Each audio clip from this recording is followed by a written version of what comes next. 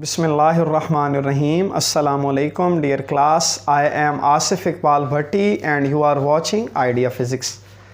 Dear class, आज हम second year physics का एक इम्पॉर्टेंट टॉपिक डिस्कस करेंगे कैपेसिटर, और इससे रिलेटेड आपके चार टॉपिक हैं।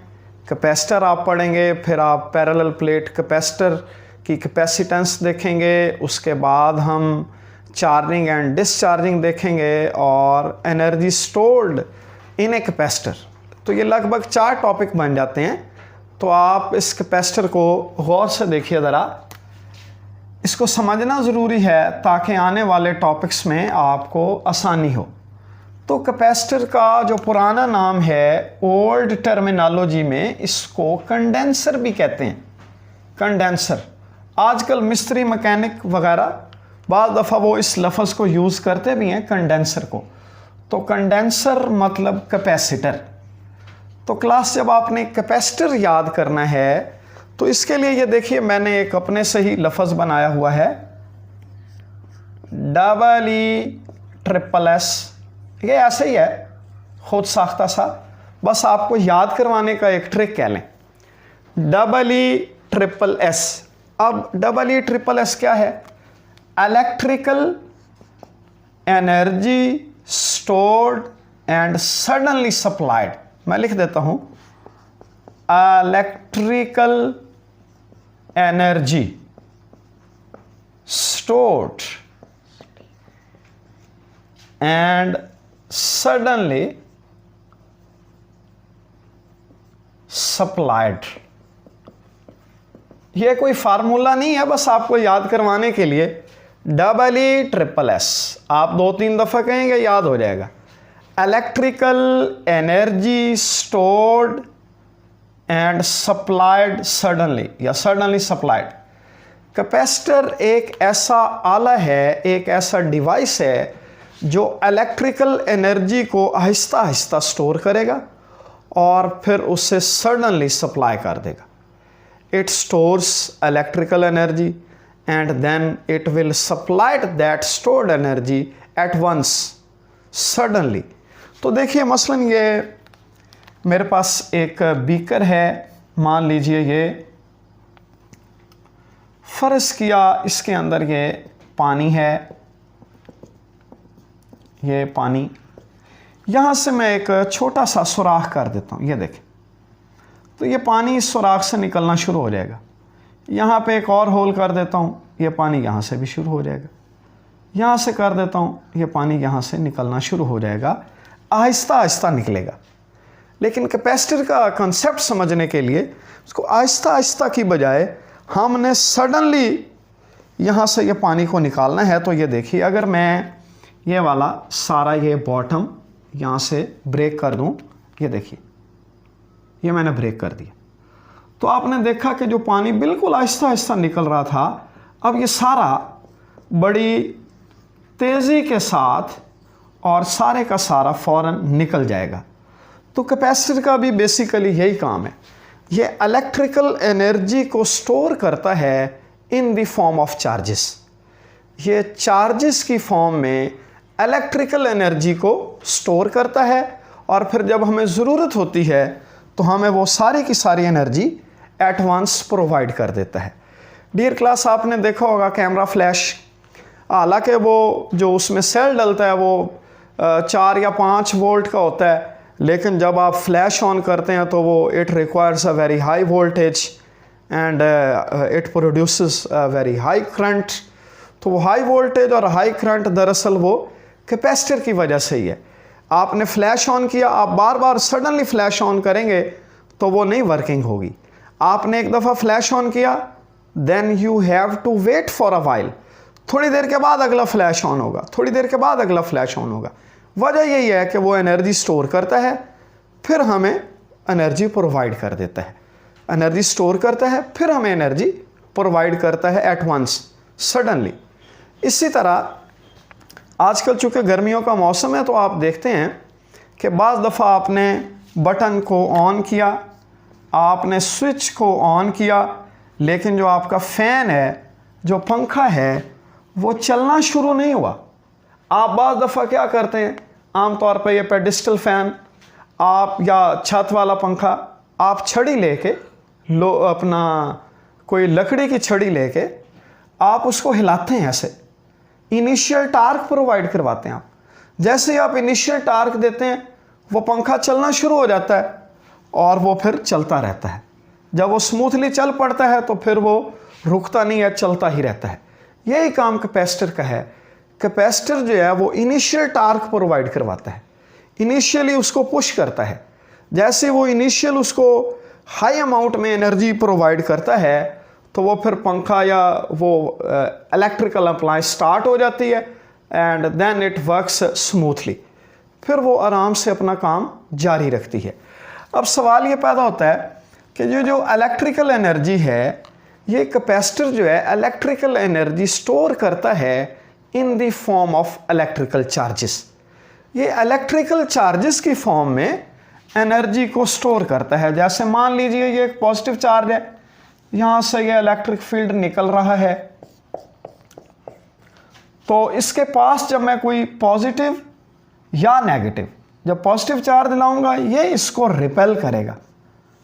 इसका मतलब है इसके पास एनर्जी थी इलेक्ट्रिक फील्ड के पास, इस इलेक्ट्रिक फील्ड के पास एनर्जी थी, उस एनर्जी ने इस पे फोर्स लगाई, इसको रिपेल किया। या नेगेटिव हो तो ये पॉजिटिव इसको खींचेगा, इसको खींचे या रिपेल करे तो ये जो इलेक्ट्रिक फील्ड चार्ज क्रिएट करता है, इस इलेक्ट्रिक फील्ड दरअसल ये एनर्जी को रिप्रेजेंट कर रहा होता है। Electric field represents energy. तो ये जो एनर्जी है in the form of charges, अब एक चार्ज है, इसका इलेक्ट्रिक फील्ड फैला हुआ है, हम इस इलेक्ट्रिक फील्ड को कंसंट्रेट करेंगे एक प्लेट पे। अब देखें उस प्लेट पे हम कैसे कंसंट्रेट करेंगे। इसके लिए देखिए, अगर ये मेरे पास प्लेट है, मान लीजिए ये कोई ए प्लेट है, ये ए है, ये बी प्लेट है। अब ए प्लेट पे जितने पॉजिटिव चार्जेस हैं उतने ही नेगेटिव चार्जेस हैं, तो इसका नेट इफेक्ट जो है, नेट इफेक्ट वो ज़ीरो है। इधर भी नेट इफेक्ट चार्जेस का ज़ीरो है। क्या मैं कह सकता हूँ कि प्लेट ए पे मैंने चार्ज स्टोर कर रखे हैं या प्लेट बी पे चार्ज स्टोर कर रखे हैं या मैं चार्ज स्टोर किए हुए हैं? तो इसका जवाब होगा नहीं। भाई चार्जेस स्टोर करने का मतलब है कि चार्जेस पे जो स्टोर्ड अगर आप करना चाहते हैं तो नेट इफेक्ट ज़ीरो नहीं होना चाहिए। नेट चार्ज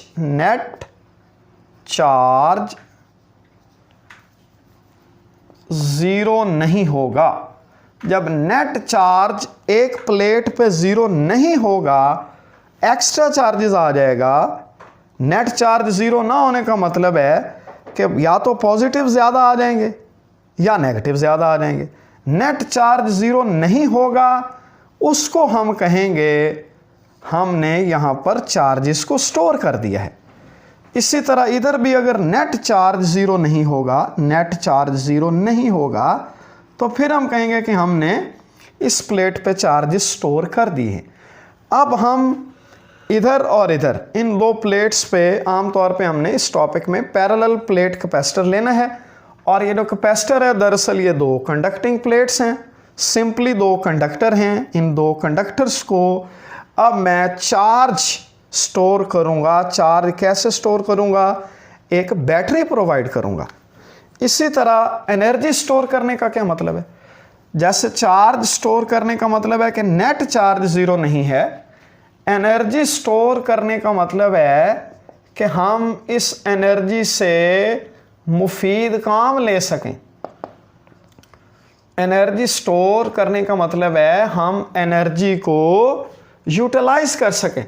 अब जैसे समंदर में पानी खड़ा है, वो हम उसको यूटिलाइज नहीं कर सकते। ये मेरे पास एक ये ग्राउंड है, ये ज़मीन है, ये ज़मीन है, यहाँ पर एक मैस पड़ा है, तो हम इसको यूटिलाइज नहीं कर सकते।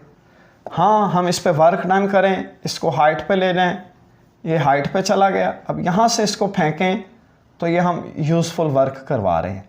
तो एनर्जी स्टोर करने का मतलब है कि हम उस एनर्जी से मुफीद काम ले सकें, उसको यूटिलाइज कर सकें। और चार्ज स्टोर करने का मतलब है कि उस प्लेट पे चार्जेस का नेट इफ़ेक्ट ज़ीरो ना हो। एक्स्ट्रा चार्जेस कहाँ से आएंगे? कोई नए सिरे से चार्जेस पैदा नहीं होंगे। बैटरी का काम है, यहाँ से अभी मैं बैटरी लगाऊंगा तो आप देखेंगे कि इफ़ेक्ट ऑफ बैटरी क्या करेगी। जी ये याद रह जाएगा, EESS।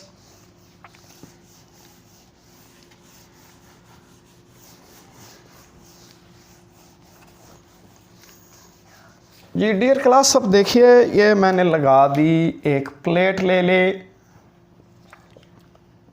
ये एक और प्लेट ले ली। इस प्लेट को नाम दे देते हैं A का, इसको B का। ये पॉजिटिव है, ये स्विच है। अब डियर क्लास, यहाँ ये जो positive terminal of the battery है हायर पोटेंशियल पे है, ये कंडक्टर हैं having plenty of electrons available in plate A, और इसमें मौजूद इलेक्ट्रॉन्स को ये पॉजिटिव खींचेगी अपनी जानिब। इसमें मौजूद इलेक्ट्रॉन जो हैं ये नेगेटिव से शो कर रहा हूँ। ये इलेक्ट्रॉन इसने निकाले और ये इलेक्ट्रॉन यहाँ पर इसने डिपॉजिट करवा दिए। अच्छा, इसने 1 2 3 4 5 मान लीजिए, फ़र्ज कर लीजिए 5 इलेक्ट्रॉन निकाले, वो 5 इलेक्ट्रॉन इधर डिपॉजिट हो गए। आप जानते हैं deficiency of electron creates positive charges. 1 2 3 4 5, तो 5 इलेक्ट्रॉन निकले, 5 ही पॉजिटिव चार्जेस। जितने पॉजिटिव चार्जेस उतने ही नेगेटिव चार्जेस। ये फर्दी वैल्यू लिखी है। यह स्विच आपने क्लोज कर देना है। स्विच क्लोज किया, स्विच ओपन था तो दोनों प्लेट्स न्यूट्रल थी। स्विच क्लोज करेंगे, क्लोज्ड स्विच करेंगे तो इलेक्ट्रॉन इधर आएंगे और ये इलेक्ट्रॉन इधर डिपॉजिट हो जाएंगे। अब इस A प्लेट पे आप देखिए मैंने चार्जेस को स्टोर कर दिया। अब नेट चार्ज ज़ीरो नहीं है इधर भी और इधर भी। अब हम कहते हैं कि ये प्लेट्स जो हैं ये चार्ज हो चुकी हैं। अब इससे पिछले टॉपिक्स में आप पढ़ आए हैं, यहाँ पर एक इलेक्ट्रिक फील्ड सेटअप होगा पॉजिटिव से नेगेटिव की तरफ। ये देखिए, पॉजिटिव से नेगेटिव की तरफ। अब जितना पोटेंशियल डिफरेंस, जितना वोल्टेज ये बैटरी का है, फर्ज किया 5 वोल्ट का है, तो जितना ये वोल्टेज की बैटरी है, ये पोटेंशियल डिफरेंस जब उतना ही हो जाए ए बी के अक्रॉस, ये पोटेंशियल डिफरेंस ए बी के across V across A B, ये भी 5 वोल्ट ही हो जाए, तो फिर फर्दर चार्जिंग जो है ये स्टॉप हो जाएगी। जितना पोटेंशियल डिफरेंस यहाँ पे है, बैटरी का वोल्टेज है, उतना ही यहाँ पे क्रिएट हो जाएगा, तो फर्दर चार्जिंग जो है ये स्टॉप हो जाएगी। हम देखते हैं कि अगर फ़र्ज़ किया ये 5 वोल्ट की बैटरी है, मान लीजिए ये 5 चार्जेस डिपॉजिट हुए, 6 की होगी तो 6 हो जाएंगे, 7 की होगी तो 7 हो जाएंगे। कहने का मतलब ये है कि जैसे जैसे मैं ये वोल्टेज बढ़ाता जा रहा हूँ, ये चार्जेस की अमाउंट बढ़ती जा रही है। इसको हम मैथमेटिकली यूँ लिखेंगे, Q is directly proportional to V, कि जितनी वोल्टेज ज़्यादा होगी अमाउंट ऑफ चार्जेस भी उतने ही ज़्यादा हो जाएंगे। इसको हटाते हैं तो आप जानते हैं बेसिक लेवल की मैथ है, 2 चीज़ें आती, एक बराबर और एक कांस्टेंट। अब यहाँ पर जो कांस्टेंट है हमारे पास वो है C। C is the constant. C is the constant and is called capacitance. अब देखें ये V इधर मल्टीप्लाई हो रहा है, इधर आकर डिवाइड हो जाएगा, Q ओवर V, ये आ जाएगा C। तो C को मैं आम तौर पे लेफ़्ट साइड पे लिख लेता हूँ, C is equal to Q upon V। इस रिलेशन को क्लास देखिए ज़रा। This C is called capacitance, capacity of a capacitor to store charge. ये C हमें बताएगा कि कैपेसिटर की कितनी एबिलिटी है कि वो कितने चार्जेस को स्टोर कर सकता है। C is called ability of a capacitor to store charge. Capacity of a capacitor to store charge. अब इसका यूनिट देखेंगे, इसका unit C is equal to Q over V। तो चार्ज 1 कूलम 1 वोल्ट का पोटेंशियल डिफरेंस हो, अगर हम potential difference 1 volt का दें, चार्ज 1 कूलम हो, तो जो कैपेसिटेंस है ये होगी 1 फैरड। ये माइकल फैराडे, ये एक साइंसदान था तो उसके नाम से फैराडे। 1 कूलम 1 वोल्ट का पोटेंशियल डिफरेंस हो, 1 कूलम का चार्ज डिपॉजिट हो, तो capacitance will be 1 farad. Dear class, ये जो फैरड है it is a very big unit, it is an enormous unit, it is a very large unit. Routine में हम स्मॉल यूनिट यूज़ करते हैं, जैसे माइक्रो फैरड है, micro farad, pico farad etcetera. तो अब हम देखते हैं कि ये जो C है, C ये यहाँ पर Q और V की रेशो है। अब इससे आप ये नहीं कह सकते कि ये जैसे ये रिलेशन नज़र आ रहा है कि अगर V कम होगा तो C बढ़ेगा, ऐसा नहीं है। दरअसल ये कांस्टेंट है, अगर V कम होगा तो Q भी कम होगा, और अगर V बढ़ेगा तो Q भी बढ़ेगा। ये आपने बात याद रखनी, V बढ़ेगा, Q ने बढ़ना है, V कम होगा, Q ने कम होना है। इन दोनों की जो रेशो है वो C है। इस एक्सपेरिमेंट में ये कांस्टेंट है, तो it will remain constant, this C will remain constant. Increasing Q, V increase, decreasing V, Q decreases, but the ratio will remain constant। हाँ, ये C डिपेंड करेगा, कैपेसिटेंस डिपेंड करेगी जियोमेट्री ऑफ द प्लेट्स पे, इन plates के area पे और इनके दरमियान सेपरेशन D पे, इनके दरमियान मीडियम अगर हमने एयर रखा है एप्सिलॉन नॉट यूज़ करेंगे, कोई और इंसुलेटर रखा है, कोई डाई इलेक्ट्रिक रखा है, ER यूज़ करेंगे।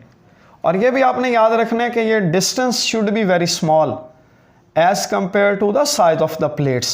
इसको हम प्रीवियस लेक्चर में तफसीली बता चुके हैं, यह डिस्टेंस स्मॉल होना चाहिए एज कंपेयर टू प्लेट्स। तो ये जो C है it depends on the geometry of the plates, याद रखना है C depends upon the geometry of the plates, area पे, एप्सिलॉन नॉट पे, इसके अंदर अगर फ्री स्पेस है और अगर एयर है या वैक्यूम है या कोई डाई इलेक्ट्रिक है उस पे, और सेपरेशन बिटवीन द प्लेट्स पे।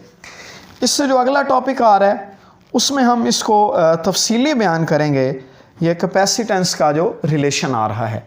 तो डियर क्लास, यहाँ से इसका बेसिक लेवल था कैपेसिटर का, हमने देखा कि ये एनर्जी स्टोरिंग डिवाइस है बाय स्टोरिंग चार्जेस, चार्जेस को स्टोर करके एनर्जी स्टोर करता है, फिर हमें वो एनर्जी सडन प्रोवाइड करता है जिन इलेक्ट्रिकल अप्लायंसेस में हमें एनर्जी चाहिए होती है, इलेक्ट्रिकल एनर्जी। तो it is a device which stores electrical energy and then it supplied that stored energy at once suddenly। इसकी ओल्ड टर्मिनोलॉजी हमने पढ़ी, कंडेंसर भी होती है। तो इट्स ऑल अबाउट कैपेसिटर। मज़ीद अगर कोई बात आप पूछनी हो तो आप कमेंट सेक्शन में जाके क्वेश्चन कर लीजिएगा, इसको लाजमी देखिएगा। और हाँ, ये देखें, अगर इनके दरमियान आपने एयर रखनी है, इंसुलेटर रखना है, और अगर मैं ये देखें यहाँ से कोई लास्ट में ये देख लें एक बात, अगर मैं यहाँ से कोई वायर लगा दूँ, यहाँ से कोई वायर, ये देखें वायर ऐसे, ये वायर लगा के ये कोई लैंप लगा दूँ और ये स्विच मैं इवन क्लो ऑफ कर दूँ, ये देखें ये स्विच ऑफ कर दिया, तो जैसे ही ये मैंने इधर रजिस्टर बल्ब लगाया तो आप देखेंगे कि ये बल्ब जो है ये रोशन होना शुरू हो जाएगा। ये अगर इंसुलेटर नहीं है, ये कंडक्टर वायर लगा दे, तो ये जो चार्जेस हैं ये अपने इनकी जो स्टोर्ड एनर्जी थी ये इस बल्ब को देंगे और ये इलेक्ट्रिकल एनर्जी लेकर ये रोशन हो जाएगा, और ये इधर जाएगा, इसको न्यूट्रलाइज कर देगा, ये जाएगा, इसको न्यूट्रलाइज कर देगा, ये जाएगा, इसको न्यूट्रलाइज, एंड सो ऑन। एक स्टेज ऐसी आएगी कि ये बल्ब जो है ये ग्लो करना बंद कर देगा। तो इसमें जो एनर्जी स्टोर थी वो हमने इसको बल्ब को लाइट एनर्जी देने में यूज़ कर दी। बल्ब ने हमें लाइट एनर्जी दी, इलेक्ट्रिकल एनर्जी लेके हमें लाइट एनर्जी दी। तो आपने देखा स्विच ऑफ है लेकिन यह बल्ब फिर भी ऑन था। At the cost of stored energy we have done some work in lightning the lamp. तो dear class, it's all about, इसीलिए हम दरमियान में एयर रखते हैं, आम तौर पे फ्री स्पेस रखते हैं, कोई वायर वगैरह नहीं लगाते ताकि चार्जेस को, एनर्जी को स्टोर किया जाए। अगर एयर नहीं होगी तो चार्जेस और एनर्जी को स्टोर नहीं कर सकेंगे। Dear class, it's all about capacitor. इंशाल्लाह ताला ज़िंदगी रही तो नेक्स्ट लेक्चर में मिलेंगे। Wish you good luck, all the best, अल्लाह हाफिज़।